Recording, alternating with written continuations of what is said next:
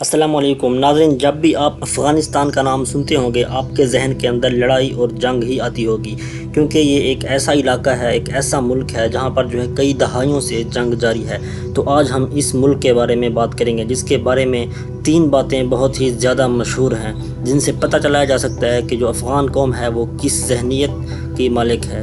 ان کے بارے میں پہلا جو مشہور قول ہے وہ سکندر اعظم کا ہے، جس نے کہا تھا کہ افغانستان کے اندر داخل ہونا تو بہت آسان ہے لیکن یہاں سے نکلنا بہت مشکل ہے۔ اور ایک دوسرا مقولہ ہے کہ آپ کو سانپ کے زہر، شیر کے دانت اور افغانوں کے انتقام سے محفوظ رکھے۔ یہ جو تھا دوسرا مقولہ تھا، جس سے آپ پتہ چلا سکتے ہیں کہ یہ کس ذہنیت کے ہیں اور کتنی سخت روح قوم ہے افغانستان۔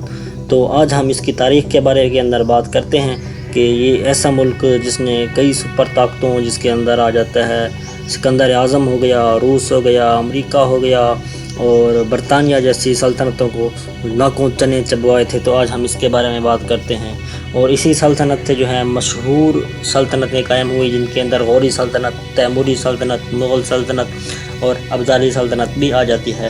تو اس کی جو جدید تاریخ ہے وہ 1800 سے شروع ہوتی ہے، اور اس کا جو بانی ہے اسے احمد شاہ ابدالی کو مانا جاتا ہے۔ اس کی قدیم تاریخ کی بات کریں اگر، تو وہ امریکہ کے آثار قدیمہ کے ماہرین ہیں، انہوں نے شہر بدخشاں کے قریب 800 کے قریب ایسی چیزیں دریافت کی تھیں جن سے پتہ چلتا تھا کہ 52,000 سال پہلے بھی یہاں پر انسان موجود تھے۔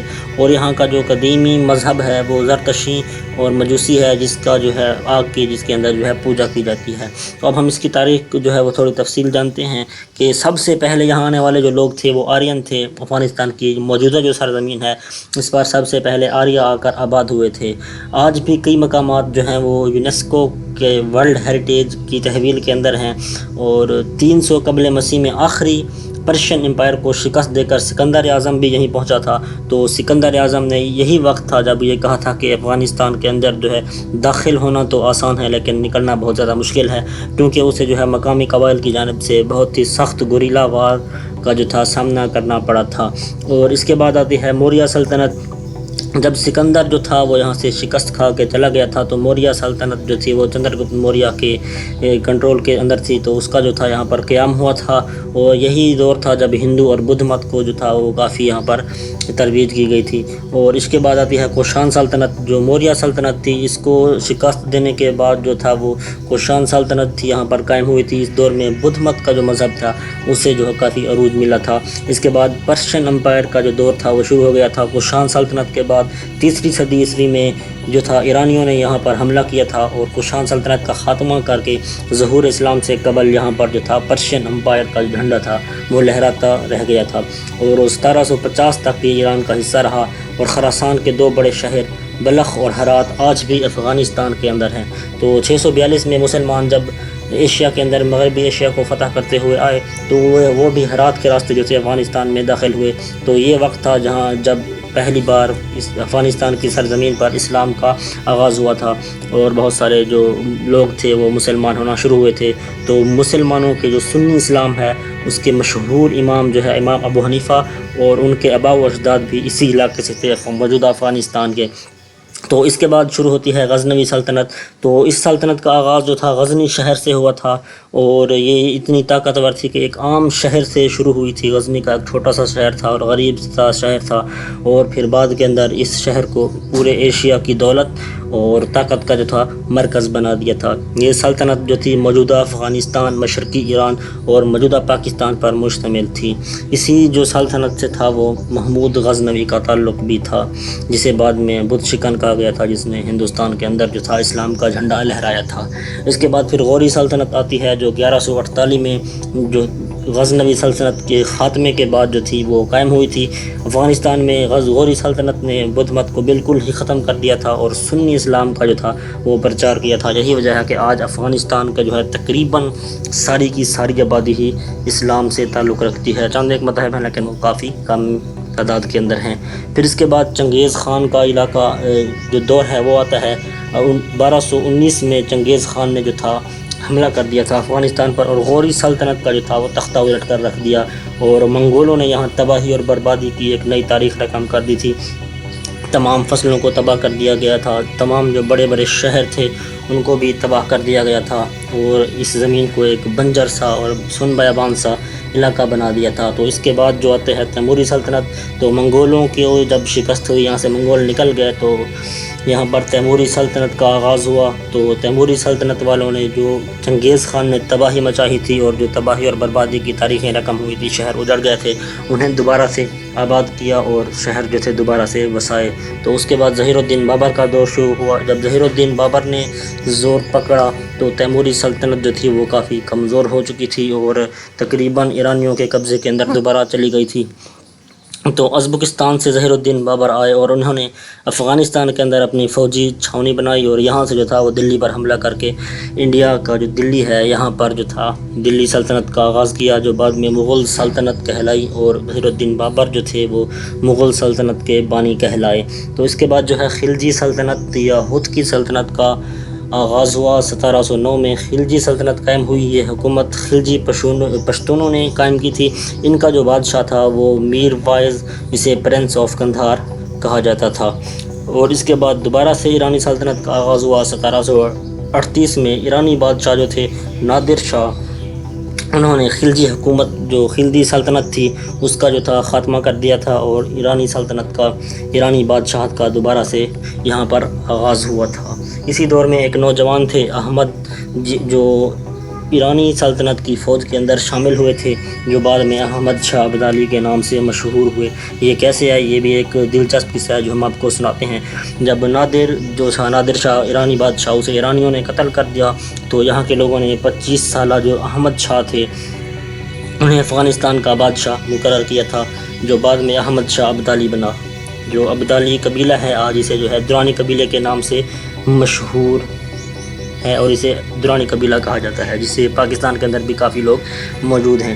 اسی نے مشہور زمانہ لڑائی جو تھی پانی پت وہ لڑی تھی اور مراٹھا سلطنت کو ہرایا تھا۔ اس کے بعد اس کا بیٹا تیمور شاہ بادشاہ بنا اور دارالحکومت قندھار بنایا۔ پہلے قندھار تھا اور کابل منتقل کیا، جو آج تک جو ہے کابل کے اندر ہی افغانستان کا دارالحکومت قائم ہے۔ تو اس کے بعد جو تھا روس اور برطانیہ جو تھے وہ اس وقت میں سپر طاقتیں بن کے ابھر رہی تھیں، اور ہمیشہ جیسے ہوتا ہے سپر طاقتوں کی آپس میں لڑائی ہوتی ہے وہ بھی جاری تھی، کھینچا تانی جو تھی وہ شروع تھی۔ تو اسی سے افغانستان بھی متاثر ہوا۔ تو سب سے پہلی جو اینگلو افغان وار تھی وہ 1839 سے 1842 تک لڑی گئی اور اس میں برطانوی فوج تباہ ہو گئی۔ اسے گریٹ گیم کا نام بھی دیا جاتا ہے۔ پھر دوبارہ سے دوسری جو تھی ایسٹ انڈیا کمپنی اور افغان جو قبائل تھے ان کے درمیان سے دوبارہ جنگ لڑی گئی 1878 سے 1880 تک۔ اسے دوسری اینگلو افغان وار کہا جاتا ہے۔ اس کے اندر بھی برطانیہ کو شکست ہوئی تھی، اور اسی دور میں امیر عبد الرحمن جو تھا وہ سامنے آیا تھا، جسے بعد میں آئرن امیر آف افغانستان بھی کہا جاتا تھا۔ اسی دور میں فوج اور سرکاری ڈھانچے میں، تعلیم میں اور کافی قانون میں کافی جو تھی وہ اصلاحات کی گئی تھیں، اور پہلی بار جو تھا ایک منظم طریقے سے ایک افغانستان کے اندر حکومت بنائی گئی تھی۔ 1919 میں امیر عبد الرحمن کا جو تیسرا بیٹا تھا امیر امان اللہ وہ آیا، اس نے تیسری اینگلو افغان وار لڑی، جس کے بعد جو تھا برطانوی حکومت کو ایک بار سے پھر شکست دی، اور پاکستان کا جو موجودہ پاکستان ہے اس کا علاقہ راول پنڈی ہے، اس کے اندر جو تھا ایک معاہدہ ہوا تھا افغانستان اور برطانوی فوج کے درمیان، جس کی روح سے جو افغانستان تھا اس کے اوپر جو کنٹرول تھا وہ ختم ہو گیا تھا اور افغان جو تھے ان کا کنٹرول واپس آ گیا تھا۔ تو یہی وجہ ہے کہ 19 اگست کو جو ہے افغانستان کے اندر یوم آزادی منایا جاتا ہے۔ اور اسی دور میں مصطفیٰ کمال سے متاثر ہو کر امان اللہ خان نے سیکولر ترکی کی طرح افغانستان کو بھی سیکولر بنانے کی کوشش کی۔ مخلوط تعلیم کا آغاز کر دیا گیا، پردے پر پابندی لگا دی گئی، تو جس کی وجہ سے جو تھا افغانستان کے اندر خانہ جنگی شروع ہو گئی، اور اسی خانہ جنگی کی وجہ سے کابل پر جو تھا حبیب اللہ کالا خانی نے کنٹرول حاصل کر لیا۔ تو کالا خانی کو ہرانے کے بعد نادر خان اور پھر اس کا بیٹا ظاہر شاہ آیا۔ اسی دور میں داؤد خان وزیر خارجہ بنا اور سوویت یونین کے قریب ہوا اور پاکستان سے تعلقات ختم کر دیے۔ جب پاکستان سے تعلقات ختم کیے تو وہاں پر جو تھی معاشی بدحالی پھیلی، جس کے بعد جو تھا اسے عہدے سے ہٹا دیا گیا تھا۔ تو 1992 تک جو تھا یہاں پر افغانستان کے اندر سوشلسٹوں کی حکومت تھی، اور جو سوشلسٹ تھے وہ سوویت یونین کے زیادہ قریب تھے اور اسلام سے جو تھے متصادم جو تھے وہ قانون بنانے کی کوشش کی اور لاکھوں افغانوں اور علماء کو شہید کیا۔ 1978 میں سوویت یونین اور سوشلسٹوں کے درمیان ایک معاہدہ ہوا جس کی روح سے 17 دسمبر 1979 کو سوویت یونین کی 1 لاکھ فوج تھی وہ افغانستان کے اندر داخل ہوئی، اور بعد میں افغانستان کی 1 لاکھ فوج بھی اس کے ساتھ شامل ہو گئی، جس کے بعد جو ہے کئی لاکھ افغانوں کو جو ہے وہ موت کے گھاٹ اتار دیا گیا تھا۔ اور جو سوویت یونین کی فوج تھی اس نے کئی مظالم ڈھائے اور نسل کشی جیسے جرائم جو تھے وہ کیے تھے۔ تو یہی جہاں سے پراکسی وار شروع ہوئی، اور امریکہ جو تھا اس نے سوویت یونین کا اثر و رسوخ کام کرنے کے لیے پاکستان کو جو تھا وہ استعمال کیا، اور جنرل ضیاء الحق کے دور میں ISI اور پاکستان کی فوج اور جو افغان مجاہدین تھے ان کے ساتھ مل کر جو تھا سوویت یونین کو شکست دی گئی تھی۔ حالیہ رپورٹ کے مطابق امریکہ اور سعودی عرب نے افغان مجاہدین کو $40 بلین کا اسلحہ اور کیش فراہم کیا تھا۔ اس کے بعد 1999 کے اندر جو تھا روس وہاں سے واپس چلا گیا تھا افغانستان سے۔ تو جو افغان مہاجرین پاکستان کے اندر آئے تھے یہاں پر جو تھا ان کے لیے مدارس قائم کیے گئے تھے۔ یہاں کے جو طلباء تھے اس مدارس کے اندر پڑھنے والے انہوں نے ایک تحریک شروع کی تھی جس کے جو سربراہ تھے وہ ملا عمر کے نام سے جانے جاتے ہیں۔ تو یہ جو طلباء تھے ان کی جو تحریک تھی بعد میں طالبان کی تحریک سے نام جس سے منسوب ہوئی، اور 1996 اور 97 کے جو درمیان تھا انہوں نے کابل پر جو تھا وہ قبضہ کر لیا تھا، اور افغانستان کے اندر اسلامی حکومت جو تھی وہ قائم کر دی، اور اسلامی قوانین کا نفاذ جو تھا وہ شروع ہو گیا تھا۔ اور 2001 میں 9/11 کے واقعے کے بعد جو ہے امریکہ نے اسامہ بن لادن کو پکڑنے کی غرض سے امریکہ اور نیٹو افواج کے ساتھ جو تھا وہ افغانستان پر ایک بار پھر سے حملہ کر دیا۔ 2002 میں حامد کرزئی کی حکومت قائم کر دی، اور 2003 میں جو تھا نیٹو نے کابل کا کنٹرول حاصل کر لیا تھا، اور 2005 میں پہلی بار جو تھے وہ پارلیمانی الیکشن ہوئے تھے، اور مئی 2011 میں اسامہ بن لادن کو پاکستان کے شہر ایبٹ آباد کے اندر جو تھا وہ ہلاک یا شہید کر دیا گیا تھا۔ اور اس کے بعد جو تھا طالبان کے اندر کافی کم غصہ پایا جاتا تھا، اور ان کے جو حملے تھے ان کے اندر اضافہ ہو گیا تھا۔ تو ان حملوں کے اضافے کی جو وجہ تھی وہ امریکہ نے پاکستان اور ISI کو قرار دیا تھا، اور انہیں کہا تھا کہ وہ حقانی نیٹ ورک جو پاکستان کے اندر ہے اس کے خلاف جو ہے وہ آپریشن شروع کریں۔ تو اسی طرح جنگ چلتی رہی، اور قطر میں مارچ 2020 میں امریکہ اور طالبان کے درمیان ایک معاہدہ ہوا۔ اس معاہدے کی شرائط جو تھیں زیادہ تر وہ خفیہ رکھی گئی، چند ایک جو تھیں وہ سامنے ظاہر کی گئیں، جس کے جو ظاہر کی گئی میڈیا کے اندر وہ یہ تھیں کہ جو طالبان اور امریکی فوج ہے وہ قیدیوں کا جو ہے وہ تبادلہ کریں گے۔ تو اس کے بعد جو تھا امریکہ جو ہے یہاں سے انخلا کر چکا ہے، تقریباً اپنا 90% انخلا مکمل کر چکا ہے، اور شاید یہ ویڈیو جب تک آپ تک پہنچے گی تو وہاں پر جو ہے امریکہ کی فوج مکمل انخلا کر چکی ہوگی، اور طالبان جو ہے دوبارہ افغانستان پر قبضے کے لیے لڑائی لڑ رہے ہیں۔ تو افغانستان کا مستقبل کیا ہوگا اس کے بارے میں آپ نے اپنی رائے ضرور دینی ہے۔ اپنا خیال رکھیے گا۔ اللہ حافظ۔ پاکستان زندہ باد۔